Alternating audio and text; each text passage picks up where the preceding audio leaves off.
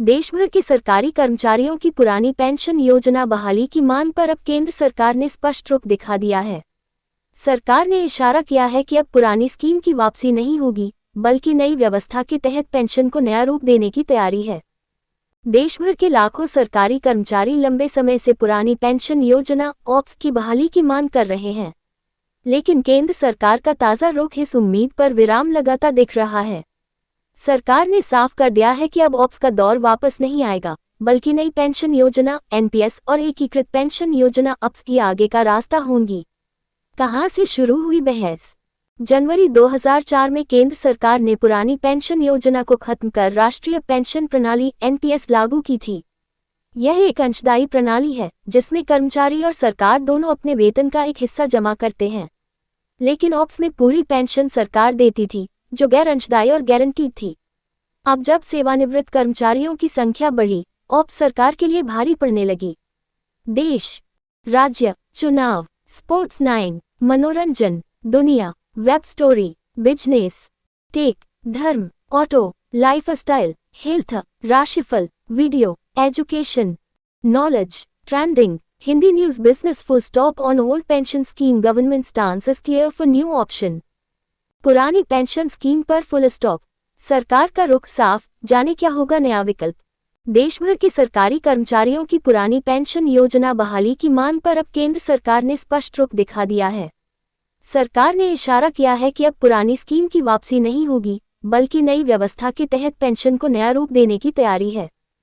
पुरानी pension scheme पर full stop, सरकार का रुख साफ, जाने क्या होगा नया विकल्प। नहीं लागू होगी पुरानी पेंशन योजना। TV9 Bharatvarsh. TV9 Bharatvarsh updated on November 3, 2025 7:27 PM IST। Share, देश भर के लाखों सरकारी कर्मचारी लंबे समय से पुरानी पेंशन योजना ऑप्स की बहाली की मांग कर रहे हैं, लेकिन केंद्र सरकार का ताज़ा रुख इस उम्मीद पर विराम लगाता दिख रहा है। सरकार ने साफ कर दिया है कि अब ऑप्स का दौर वापस नहीं आएगा, बल्कि नई पेंशन योजना एनपीएस और एकीकृत पेंशन योजना अप्स की आगे का रास्ता होंगी। कहां से शुरू हुई बहस? जनवरी 2004 में केंद्र सरकार ने पुरानी पेंशन योजना को खत्म कर राष्ट्रीय पेंशन प्रणाली एनपीएस लागू की थी। यह एक अंशदायी प्रणाली है जिसमें कर्मचारी और सरकार दोनों अपने वेतन का एक हिस्सा जमा करते हैं, लेकिन ऑप्स में पूरी पेंशन सरकार देती थी, जो गैर अंशदायी और गारंटीड थी। अब जब सेवानिवृत्त कर्मचारियों की संख्या बढ़ी, ऑप्स सरकार के लिए भारी पड़ने लगी। 21 साल बाद कर्मचारियों की बढ़ती मांग के बीच केंद्र ने 1 अप्रैल 2025 से नई यूपीएस योजना लागू की, जिसमें एनपीएस और ऑप्स दोनों की कुछ खासियतें शामिल हैं। यूपीएस में योगदान देना जरूरी होगा, लेकिन पेंशन की एक न्यूनतम गारंटी भी दी जाएगी। 8वें वेतन आयोग में ऑप्स फिर उठा मुद्दा।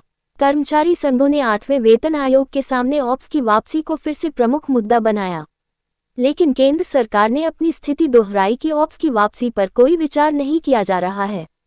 हाल ही में प्रधानमंत्री नरेंद्र मोदी की अध्यक्षता में हुई कैबिनेट बैठक में 8वें वेतन आयोग की शर्तों टर्म्स ऑफ रेफरेंस को मंजूरी दी गई। इन शर्तों में एक बिंदु ने साफ संदेश दे दिया कि ऑप्स पर अब कोई संभावना नहीं बची है। वेतन आयोग की शर्तों में छिपा बड़ा संकेत। नई शर्तों के मुताबिक आयोग को अपनी सिफारिशें तैयार करते समय गैर अंशदायी पेंशन योजनाओं की गैर वित्तपोषित लागत पर विचार करना होगा। इसका मतलब है कि सरकार उन योजनाओं को वित्तीय रूप से अस्थिर मानती है जहां पूरा बोझ सरकारी खजाने पर पड़ता है। यही मॉडल पुरानी पेंशन योजना में लागू था और इसी वजह से इसे वित्तीय रूप से अस्थायी और असंतुलित कहा गया। यूपीएस और एनपीएस, भविष्य की पेंशन नीति।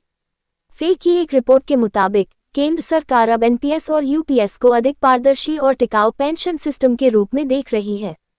यूपीएस में एनपीएस जैसी निवेश प्रणाली रहेगी, लेकिन साथ ही कर्मचारियों को एक न्यूनतम पेंशन सुरक्षा दी जाएगी, जिससे रिटायरमेंट के बाद स्थिर आय सुनिश्चित की जा सके। सरकार का मानना है कि यही मॉडल कर्मचारियों और अर्थव्यवस्था दोनों के लिए संतुलित रहेगा। ऑप्स की वापसी मुश्किल क्यों? एफई की एक रिपोर्ट में बताया गया कि वित्तीय विशेषज्ञों के मुताबिक अगर ऑप्स को फिर से लागू किया गया तो सरकारी बजट पर जबरदस्त दबाव पड़ेगा। कई राज्यों में पेंशन व्यय पहले ही कुल बजट का 20 से 25% तक पहुंच चुका है। यदि केंद्र भी ऑप्स पर लौटे तो विकास योजनाओं और कल्याणकारी परियोजनाओं के लिए फंड की कमी हो सकती है।